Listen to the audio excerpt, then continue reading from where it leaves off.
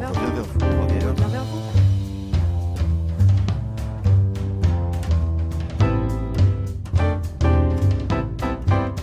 Salut, aujourd'hui on revient vers vous avec le fondateur de la NetSquad, une agence digitale qui travaille pour des marques, des entreprises, des partis politiques. Avec son fondateur, on va parler de la fameuse génération Y. On est avec Benoît Thiolin, fondateur de la NetSquad. Salut Benoît. Salut David.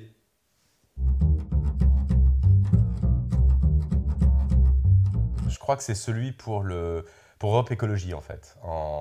Pour les élections européennes, il y a eu une espèce d'appel d'offres, une consultation qui a été organisée. Et donc je m'attendais en rentrant dans une grande salle à voir Daniel Cohn-Bendit, Cécile Duflot, Pascal Durand, enfin toutes les personnes qui avaient constitué l'embryon de ce qui n'était pas encore Europe Écologie d'ailleurs. Et là j'arrive dans une grande salle et au lieu, comme habituellement, de voir 3-4 personnes qui viennent vous écouter en procédure d'appel d'offres, là ils étaient 40. J'ai de toute ma vie d'entretien ou d'oraux d'appel d'offres, j'ai jamais vu un truc pareil que d'arriver dans une salle et de voir que finalement il y avait 40 personnes pour vous écouter. Même dans une multinationale, en général, c'est à moins de 10 personnes. Et là, ils étaient 40. Alors, ils m'ont pas tous posé des questions, les 40, parce que sinon ça aurait duré plus de 3 heures, mais ça a été assez épique, c'était marrant. Alors, la génération Y, c'est la génération de ceux qui, en gros, sont nés au moment de la révolution numérique. En gros, ils sont nés avec un ordinateur dans le berceau, quoi. Et du coup, n'ont pas eu, comme nous tous, qui sommes des migrants de la révolution numérique, qui n'ont pas eu, finalement, à adopter les us et coutumes enfin, les coutumes, c'est un peu impropre, hein, disons, les nouveaux usages de tous ces outils qui quand même bouleversent profondément notre environnement. Il y a 20 ans, on n'avait pas de mail, Facebook n'existait pas il y a 10 ans, Twitter, personne ne le connaissait il y a 5 ans, et pourtant, c'est des outils complètement qui révolutionnent notre quotidien. C'est des gens qui vont vraiment jouer de tous les nouveaux types d'outils de communication numérique. Alors, pourquoi est-ce que ça pose des questions pour ceux qui sont moins, on va dire, connectés ?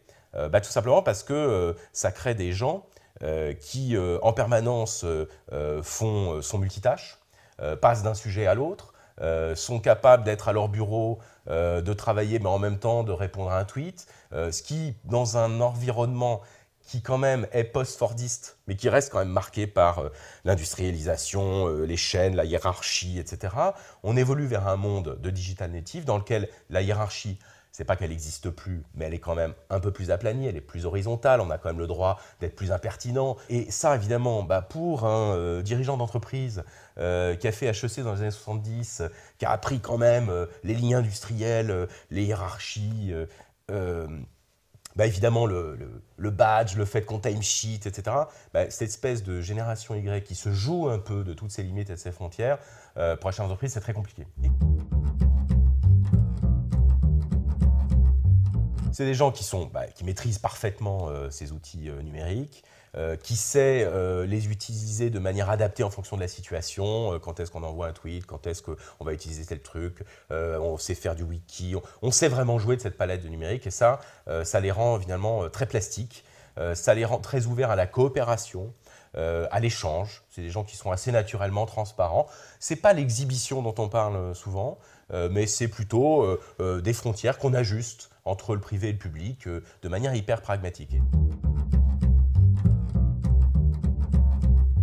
Ce qui est peut-être le plus surprenant pour des gens qui sont des migrants comme nous, c'est que, curieusement, alors évidemment, je vais faire une généralité, hein, mais comme il pourrait faire une généralité de notre génération, mais curieusement, le fait d'être né dans cet environnement les amène peut-être pas toujours à penser cet environnement. Une étude il n'y a pas très longtemps qui montrait que pour 80% de cette génération, la véracité d'une information était liée à son positionnement et à son ranking dans Google. En gros, la première page de Google, c'est la vérité, et les pages après, ça l'est moins.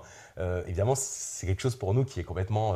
D'abord, c'est faux, et on peut quand même se dire, non, là il y a un défaut d'analyse et de réflexion sur les phénomènes qui nous entourent. Probablement qu'il faudra qu'elle fasse quelques gamelles, qu'elle se rende compte elle aussi qu'elle fasse des erreurs vis-à-vis de ça pour qu'il y ait un phénomène. Mais ce sera peut-être la génération Z.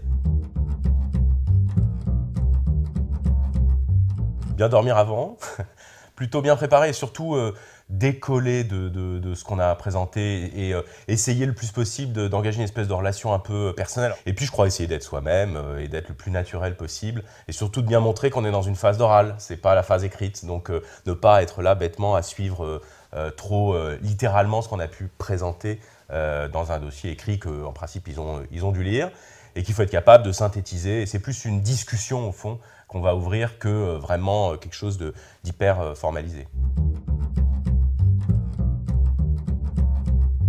Je pose souvent la question de quel est le billet que vous avez lu.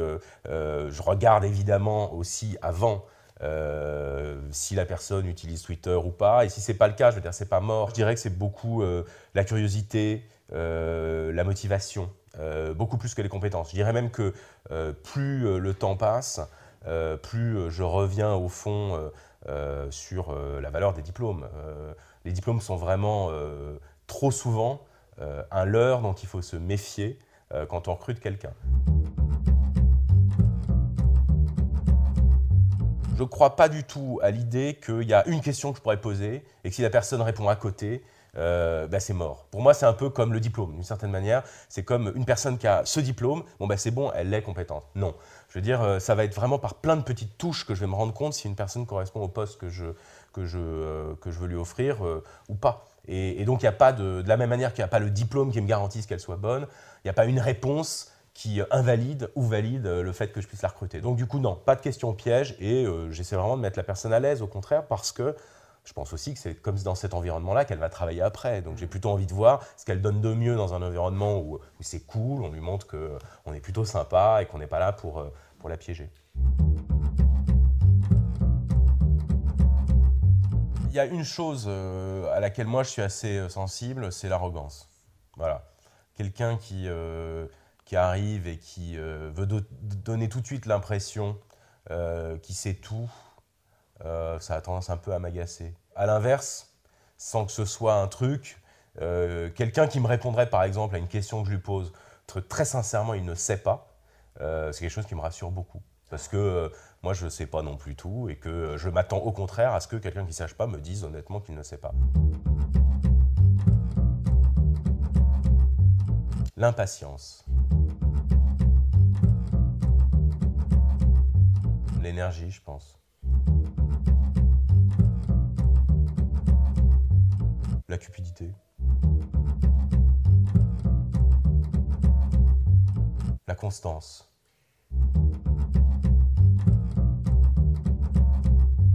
Prépéna? Non, mais c'est pas du tout que j'en ai honte ou quoi que ce soit, donc c'est pas dans ce sens-là, mais c'est juste parce que je pense que vraiment ça m'a pas servi à grand-chose.